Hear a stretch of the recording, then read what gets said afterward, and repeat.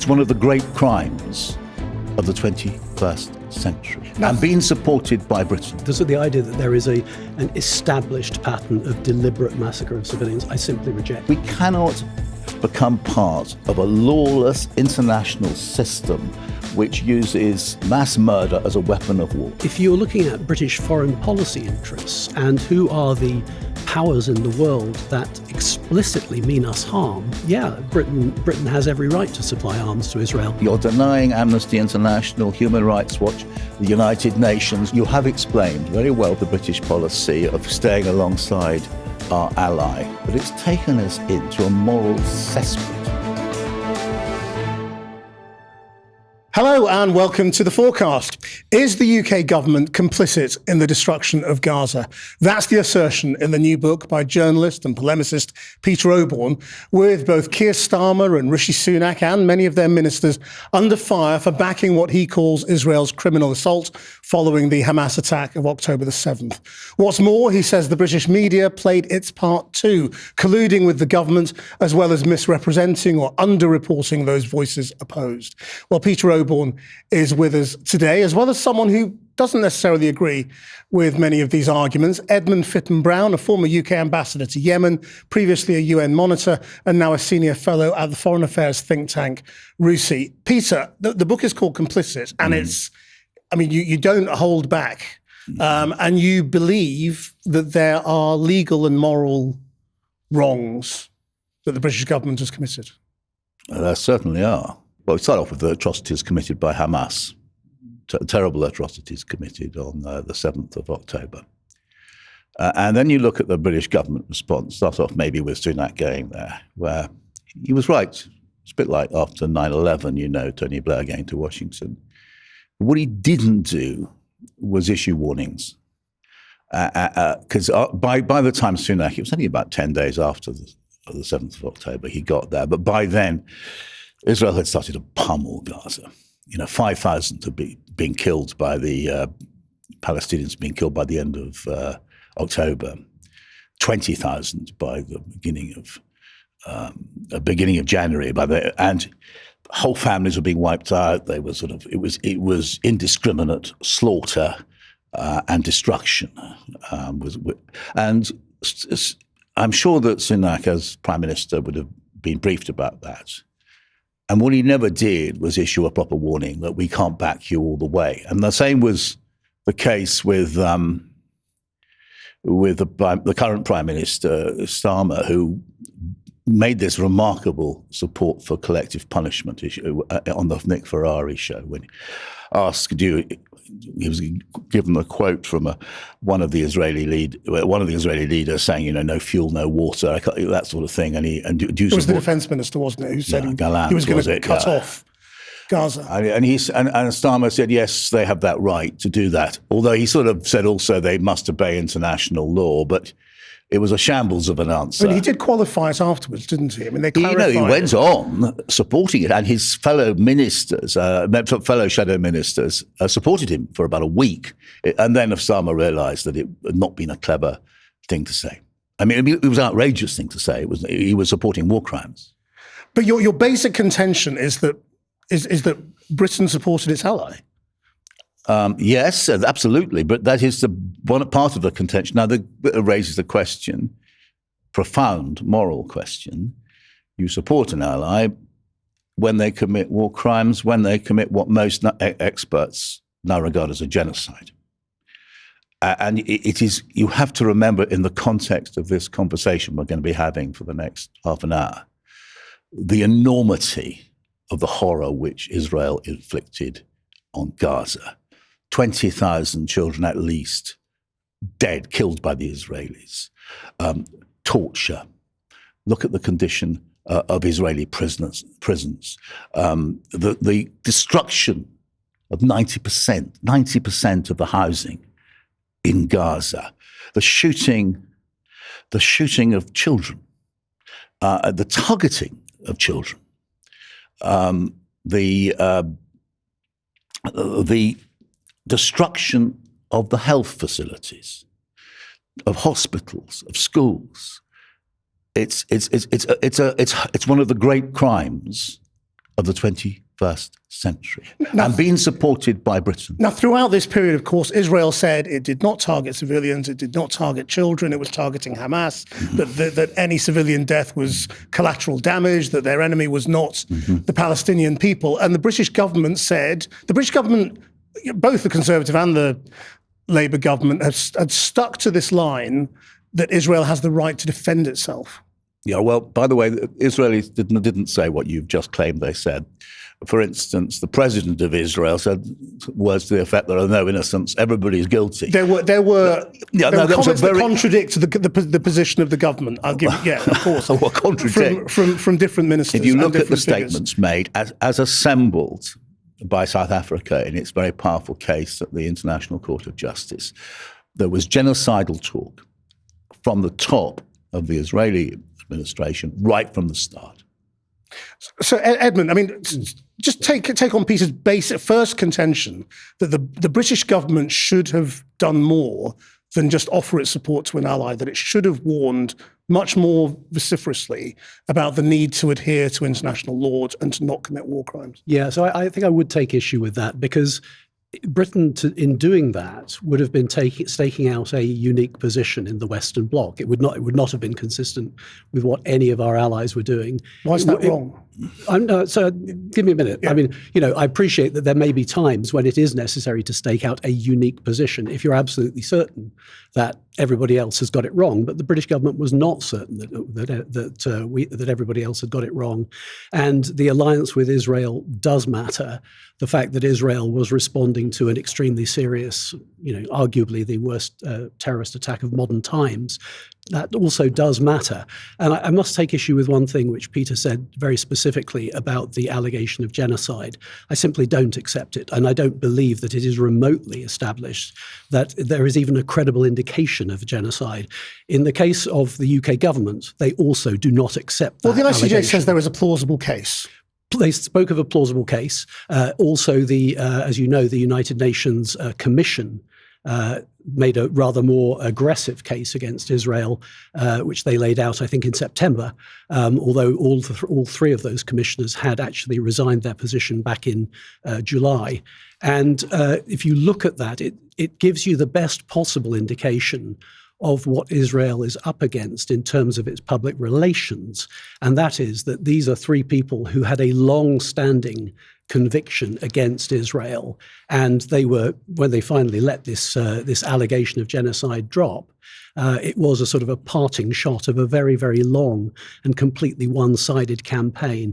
And if you read the report that they wrote, it eliminates all context. Anyone would think that there had never been an attack on Israel and that they had not been having to deal with an extremely complicated... You're saying the UN Commission were three people who had a long-standing animosity towards Israel? Yes. I mean, Navi Pillay, who's one of the most respected war crimes investigators and judges in the world. I'm saying exactly that. Who investigated Rwanda and everything, and you think she had some sort of bone to pick? I'm not saying that she was... It's quite an allegation to make against I'm not saying that very well-respected people. I'm not saying that she was without qualifications. I'm saying that she had a long-standing bias and animus. Well, for example, when Mr. Kathari, one of the other commissioners, spoke about social media being largely controlled by the Jews, she defended him. So there was a long-standing Western concern about Navi Pillay and her bias or her lack of objectivity in this matter. I mean, obviously, I spoke to Navi Pillay about the report, and she makes the case that they came to it sincerely. She's an extremely experienced person, and that she has no bias and no animosity towards Israel at all. And she's very distressed, I think, by allegations such as the one you're. By the way, can I just butt in there a little bit? So you're maintaining that that B'Tselem, which is the Israeli human rights organization, which has said it's a genocide, Amnesty International, Human Rights Watch, all of these organizations and many more, and most of the world's leading genocide experts, such as Mabatov, Avi Schleim in Oxford, and so on, they're wrong, and you're right. Well, I'm not on my own in this. So yes, I think they're wrong, and I think in many cases, mind you have got David Lammy agrees with you. Keir Starmer agrees with you, David Cameron agreed with you, and Rishi Sunak agreed with you. So luckily, you've got some very distinguished people on your side. I mean, it's kind of you to say so, Peter. Yeah. And actually, I would take all of those people as excellent people. I mean, let's take it as Yeah. read that you disagree on the question of genocide. Peter thinks that there was a genocide. You think there wasn't. Yes. But in terms of your argument of complicity, Peter, you derive from the ICJ case that there could even be legal implications for the British government and for British ministers. I'm quite certain that there will be, and this will happen in due course. In fact, I'm not saying, by the way, that there is a genocide. What I'm saying is that the vast majority of knowledgeable opinion trends that way. If you look at David Cameron's conduct when he became back as Foreign Secretary and the acts which he carried out, one of the most shocking was when Israel produced some basically incredible evidence that UNRWA was heavily involved in the events of October the 7th.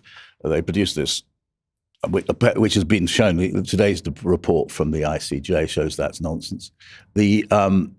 And it was long been accepted as nonsense. Cameron accepted it and stopped funding. He paused the British funding. UNRWA, we should just remind people, is the humanitarian organisation for refugees, which is the main supplier, or had been the main supplier. It's the main humanitarian source aid, of health, desperately needed education. humanitarian. We should say specifically for Palestinian refugees. For Palestinian refugees. Yeah. Now then, he carried on supplying arms, and that in the face of growing evidence that Israel, in my view, completely undeniable evidence. Even the experts who don't think there's a genocide accept that Israel has committed atrocities. In face of growing evidence of that, Cameron dismissed alarm within the Foreign Office and he carried on supplying arms. There's many other or allowing the purchase of arms. It wasn't the British government supplying arms. Of course, you're exactly. And then we have the matter of using our base in Cyprus to supply Israel. It's quite murky what's actually going on there, the overflights, the diplomatic support, so blocking ceasefire motions in the Security Council, stuff like that, which Britain has done. So we have done, in the early months, we can talk about how things changed a little bit with Labour. Britain was a sort of 100% behind Benjamin Netanyahu and Ben Gvir and Smotrich and co. as they carried out. So just take on that point, Edmund. I mean, as Peter says, Britain allowed the supply of weapons. It used RAF flights to overfly Gaza. It said to look for the hostages, but it's never been clear what the data was or how you distinguished between where the hostages are and where Hamas fighters might be. Peter's contention is that was aiding and abetting the Israeli military action, whatever you think it amounted to. I mean, the Israelis are partners, allies, as you referred to them earlier. They're intelligence partners, and to some degree, they're military partners. It is worth just widening the lens a little here and remembering that the Israelis are not just fighting on one front.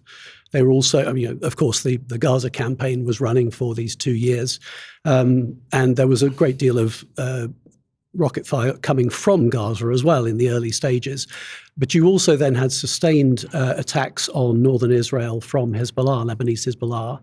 And you had effectively it was the latest iteration of the Iranian proxy war against Israel, which I don't think anyone would deny is a reality. And now the Israelis have more or less neutralized the threat from Lebanese Hezbollah for now. They've also, as an indirect result of that, we've seen a change of government in Syria. And we've also seen the war between Israel and Iran, in which the Americans were also partners of the Israelis.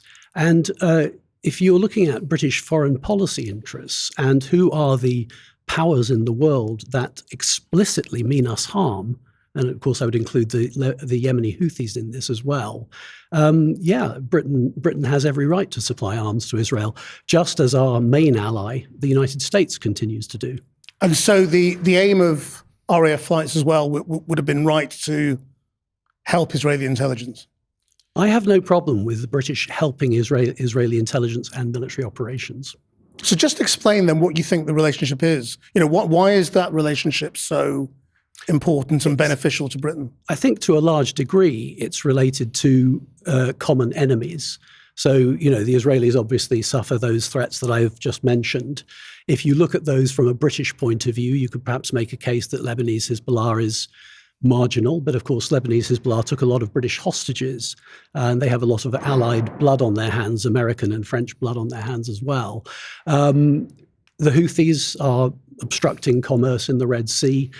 Iran has been a consistent enemy of the United Kingdom, has been conspiring to murder a British author over decades, and has been trying to kill people on the streets of the United Kingdom. The Israelis provide preventive intelligence that has enabled us to stop some of those plots from going ahead. I would simply say here the Israelis also carried out a number of illegal assassinations. The attack on Iran, which they brought the United States in, was illegal. There hadn't been proper provocation from Iran. Go back to your earlier question. Under the genocide laws, if you aid and abet a genocide, you are then opening yourself up under British law to prosecution. And I think this is something which I'm certain that Sunak, Starmer, etc., will have taken advice on it. They have one comfort, which is, although it's perfectly clear that if the ICJ, and it's pretty obvious they eventually will, deem this as being a genocide, there will be a prima facie case to prosecute certain British ministers. Can I just go in there? Because first of all, I will not accept genocide as a given. I do not. Peter's contention is based on if there's a court ruling. Yeah, if there is, but he keeps saying this is bound to happen. So I want to say that there is no genocide in Gaza, and I don't believe that it will be. There's no legally agreed genocide, and I don't believe it ever will be legally agreed, and therefore there will be no legal jeopardy for British ministers or British opposition figures for that. But the other point that I want to make is that the United Kingdom, in my view, has calibrated its approach to this conflict reasonably judiciously. I don't always agree with them, by the way. You will probably find me more pro-Israeli than either David Lammy or Keir Starmer. But the fact of the matter is that the Labour government has continually monitored this conflict in a critical way and has sought to influence it, including trying to influence the Israelis to an early ceasefire. And that includes what I consider to have been the misguided policy of recognising the state of Palestine. Peter, I mean, almost the most important point that Edmund is making is because they are our allies, because they are strategically in the same place as we are in the Middle East, helping Israel was the right thing to do.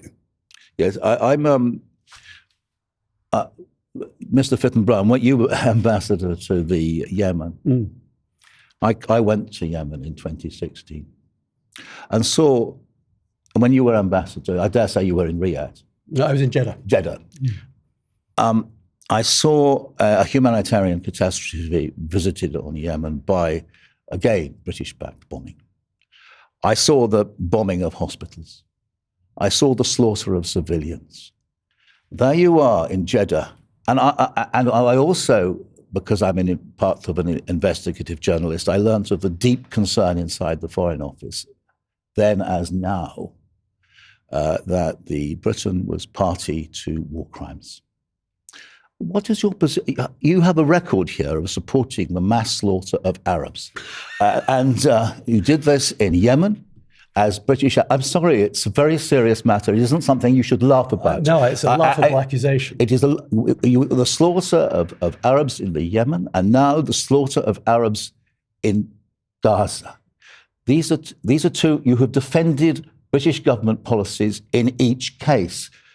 And I find it very troubling and morally wrong and morally atrocious and deeply shaming for our country that we should support that kind of conduct, and brings us deeply into disrepute across the world. Well, we're going a long way out from your book and Gaza, but yeah, let's go there. Why not? My horror at the abuse of the population of Yemen and the systematic and deliberate cruelty, including slaughter, of the population of Yemen by the Houthis I was there and you weren't. You were in Jeddah, from Riyadh, the Saudis were bombing the Yemen. I spoke to a lot of ordinary Yemeni people. I was hardly with. They were supporting the Houthis because they saw the atrocities being carried out against them by the Saudis, supported by Britain. The Houthis and so you have no knowledge of what the ordinary people of Yemen were saying, because even though you were the ambassador, you weren't actually there. But I am in contact with many ordinary Yemenis and still am. And the important. I mean, I love the way that you imply that the Houthis were they somehow morphed rapidly into just being the honest representatives. I didn't of the say Yemeni that. You're people. misrepresenting what I said. I said that of course the Houthis have done terrible things and continue to do them. But the ordinary people of Yemen were so horrified because they were being slaughtered by... There's no doubt, is there, that there was a blockade that was imposed by the Saudi-led coalition. I also reported from the Houthi-run part of Yemen in 2016, and I saw babies starving to death because there was no food and there was no economy. And we were very much engaged in humanitarian... Like Gaza, some people will say, well, it was all the Houthis' fault, as people say, well, it's all Hamas's fault. And other people will say, well, there's a conflict here, and the people who are imposing the blockade, as in Gaza, are also responsible for the impact of that. Let's try to narrow this, because I mean, if we get really deep into Yemen, we are going an awfully long way off the point. But let's try to go into the point about British complicity, because I think that seems to be the nub of what Peter is saying. The British government and the American government at that time were deeply involved in trying to make the Saudis as discriminating, as careful, as professional as possible in conducting a war that, let's not forget, was endorsed by the United Nations in the face of the illegal Houthi occupation of Sana'a. I mean, there is a similarity in the argument, but I think we should get back to Gaza, because that's really what we're trying to sort of hone in on. I mean, how do you think, Peter, you mentioned a couple of instances of things politicians said, Keir Starmer on the radio, David Cameron. But what are you actually saying about our responsibility as a nation for the killing and the starvation in Gaza? Well, first of all, that we haven't noticed, because this is a conversation, this conversation doesn't play out on the media very much, but it's a conversation that happens, I think, a lot in Britain. To what extent are we to blame as well? And your book is all about that. So why do you think it's systematic rather than amounting to a few supportive comments? Well, hang on. It's not supportive comments. I've mentioned the Cameron's defunding of UNRWA. I've mentioned the British arms going there, etc., etc. Look, if the massacres which took place in Gaza and are still taking place, even despite the ceasefire, had been carried out by Russia in Ukraine on this scale, or let's even think, we would have done the following things. We would have sanctioned, when we do in Russia. We would, as we have done in Russia, we would have sanctioned Israel. I would have, there was a very strong case for a no-fly zone over Gaza, with those F-35s just bombing the place to smithereens and slaughtering people, that we would have set up a war crimes tribunal. These are all things. Now, you say it's because that Israel is our ally that we shouldn't do them. I say one of the reasons we should do them is because Israel is our ally. We cannot become part of a lawless international system which uses mass murder as a weapon of war, starvation as a weapon of war. We can't do that. That isn't what we as a nation stand for. And I'm surprised, I'm quite shocked, actually, to hear a former British diplomat defend that kind of conduct. So once again, I don't accept your premise in many of this. The idea that there is an established pattern of deliberate massacre of civilians, I simply reject it. It's well documented by all of the human rights organisations, by the UN. This is a matter of we're now discussing. Just let Edmund make his point. Yeah, that would be nice. Yes, let's at least look at the company that we are in. We are not talking about just being in, some level of coordination with the United States, which is part of this.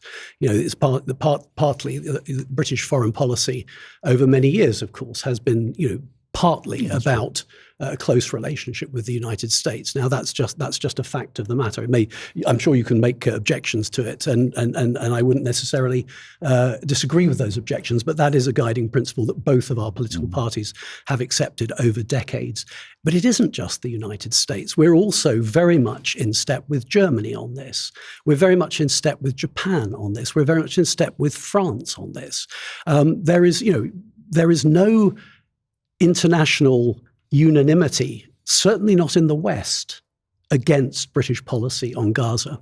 And yet all of these countries, their positions evolved over time, and particularly Britain's position. As did ours. And started saying, this is unacceptable, the level of killing is horrific, there's got to be a ceasefire. Eventually they got to calling for a ceasefire, even though they rejected the idea of calling for a ceasefire at the beginning. And yet, for all the allyship that you talk of, they were unable to affect any change in Israel's behavior at all. Well, so, you're exactly as you say, the evolution of policy is what you would expect to see. You would expect any Western country sensitive to its own electorate, sensitive to international dynamics, to look at this and to say, this has to stop. And people have been saying that, that we need to get to an off-ramp as soon as possible. It isn't only the Israelis who had to stop. Hamas were also part of this equation. They have been all the way through. And of course, they are still avowedly committed to the destruction of Israel. They haven't changed their fundamental position. And they have said on the record multiple times that what they're looking for is not a peace agreement with Israel. It's a ceasefire that will enable them to regroup and to carry out another October the 7th when the chance arises again. So it's a misrepresentation of the Hamas position.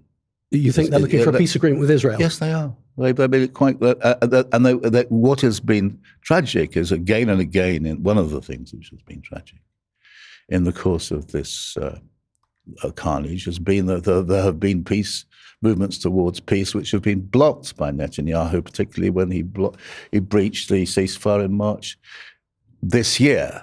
And actually going back before October the 7th, the political leadership has been sending out messages. It's ready to talk and ready to recognize the state of Israel. So you mustn't you're overstating the position, and you mustn't misrepresent it because you're presenting it as there can be no solution. I'm directly quoting what a number of Hamas leaders have said. Yeah, but we know, and you know actually, because you're a British diplomat, that Hamas has been saying other things and frequently has said other things. And we must pursue peace and not the carrying on this. I mean, we are pursuing peace, and Donald Trump has actually produced a peace plan, which has actually done something meaningful, and Britain has supported it. He's produced a ceasefire. He's produced a peace plan. It's not a peace plan, and if you've studied those 20 points, you understand that perfectly well. He's produced a ceasefire, and of course, hopefully, this will move towards a peace. But I think that this is the genocide or the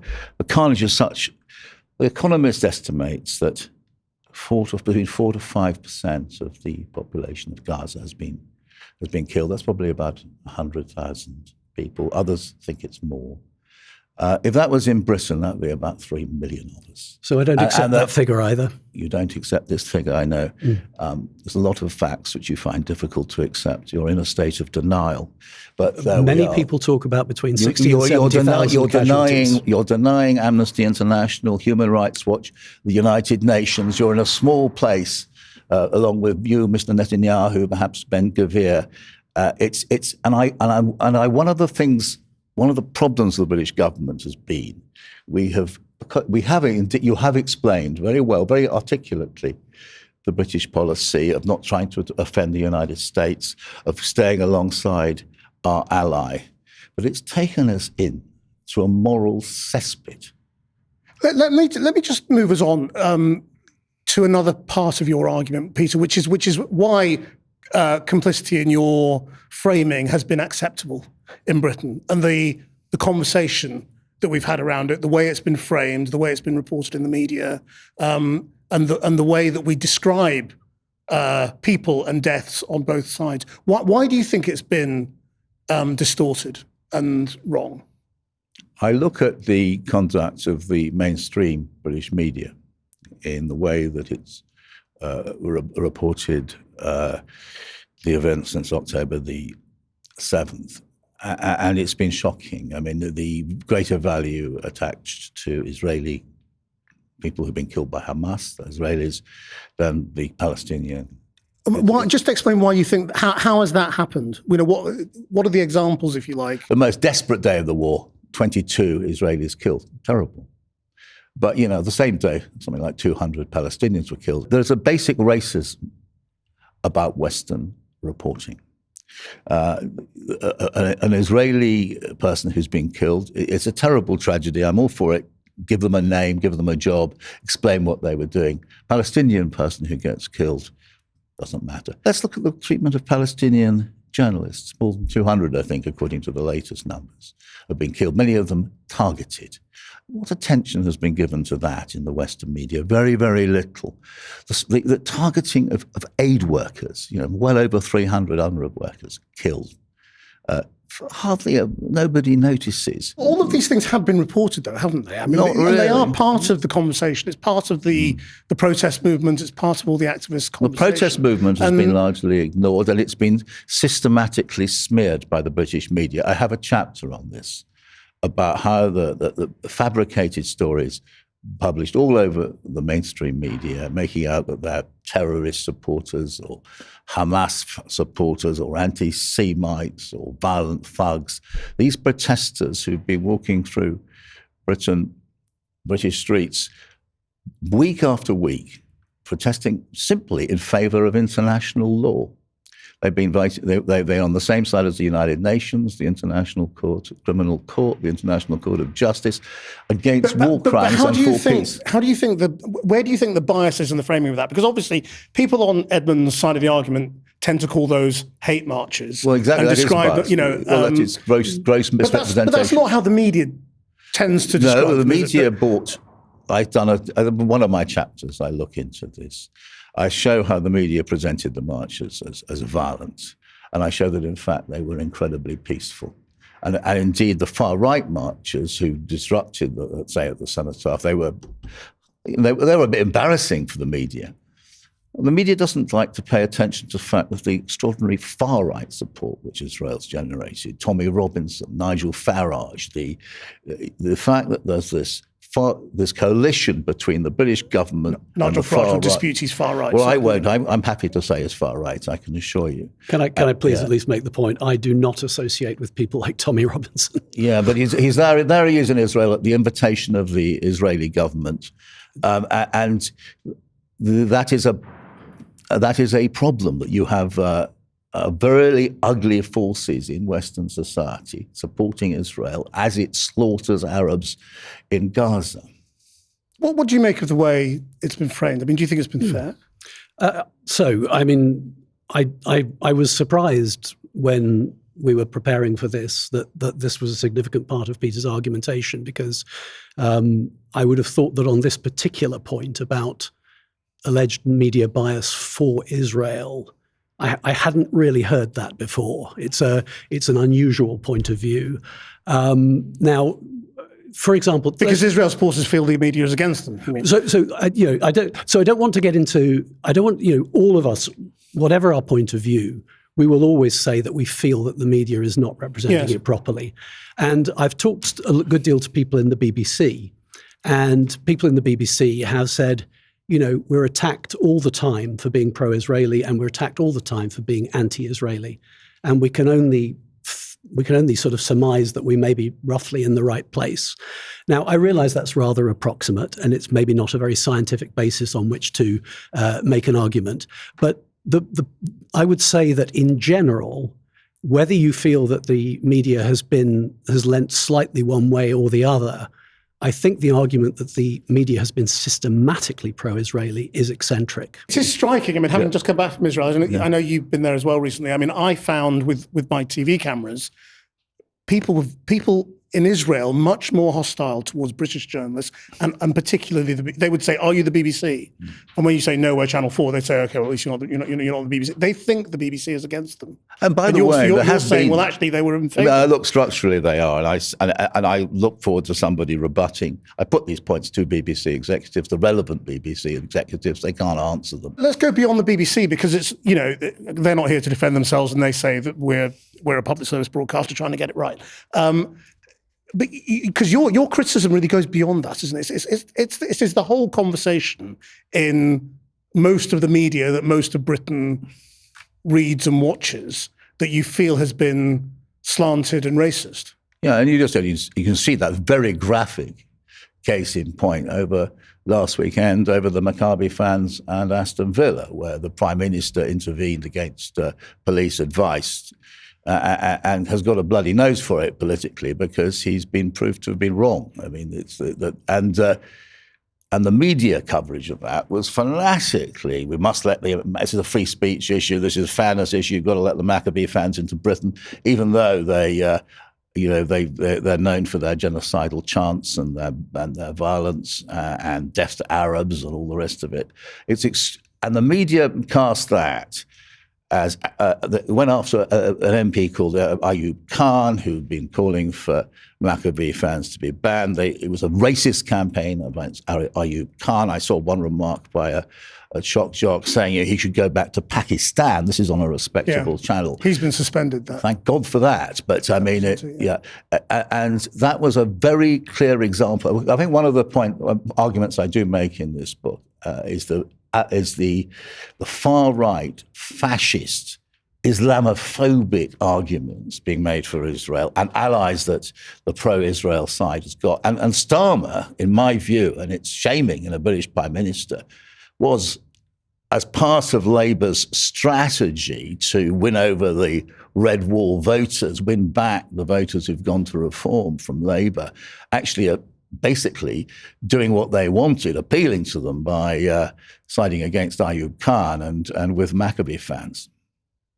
Edmund, what's your view on that? I mean, I don't want to get deep into the Aston Villa thing. It's again, it feels to me as if it's a little bit off the subject. But generally, you feel bemused that you think that the media is being described as pro-Israel. Precisely, yes. I just don't see it. I mean, I see in some areas I see balance. I think I see some areas where I definitely see a very anti-Israeli bent.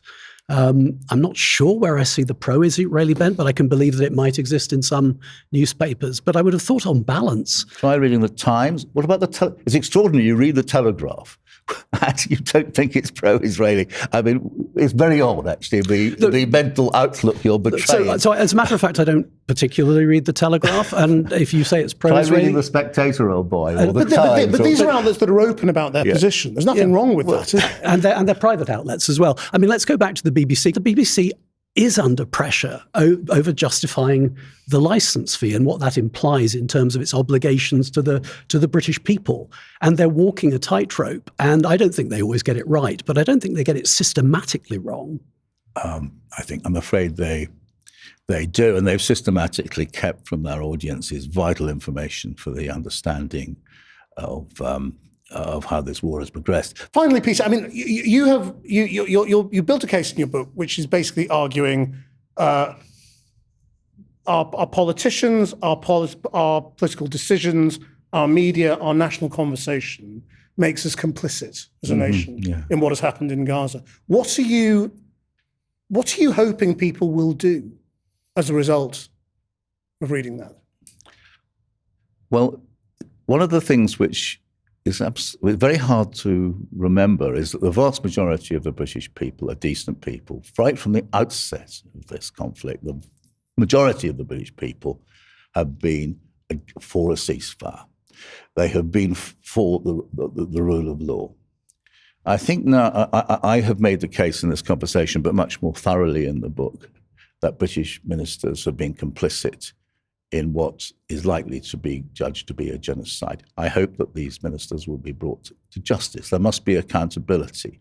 I don't believe that Britain should support barbaric policies, whether our friends the Saudis in the Yemen or the Israelis in Gaza. I think we should be a force for good in the world. We should respect international institutions like the International Criminal Court, the United Nations, and have a foreign policy which is a force for good in the world, not for one which is a force for violence, mayhem, chaos, and law-breaking. You'd agree with that, wouldn't you, Edmund? I would agree that that is what we should do. I would also claim that that is exactly what we already do. I think we're into concluding points, aren't we? Let me just make a couple of points. One is that, because I haven't said it explicitly, let me say explicitly that I am no apologist for Benjamin Netanyahu. I'm not here to defend him, and there are many problems that I have with the way that he has approached Israeli national security over recent years. The second thing I should say, just because it's an honest disclosure, is that although I've in a way sort of been cast here as someone who will defend the actions of the British government itself would not be terribly happy with that, because I no longer work for the British government. I'm no longer a British ambassador, and I'm not under any obligation to defend them if I didn't agree with what they were doing. So, I'm not giving British propaganda here. I don't have to, and I don't even want to. But I would argue that the British government over the past, well, let's say for as long as I have been involved in foreign policy, and that would be going back to the 1980s, I would say that the British government, of the 5 permanent members of the United Nations Security Council, which is to say, obviously, France, China, Soviet Union, then Russia, and the United States, I would say the British government has most consistently factored in values into its understanding of its interests and the policies that it has pursued. And it doesn't always get it right, but I am generally proud of the way the British government has approached most international issues. Edmund Fitton-Brown, Peter Oborne, we must leave it there. Thank you both very much. And that's it for this episode of the Fourcast. Until next time, bye-bye.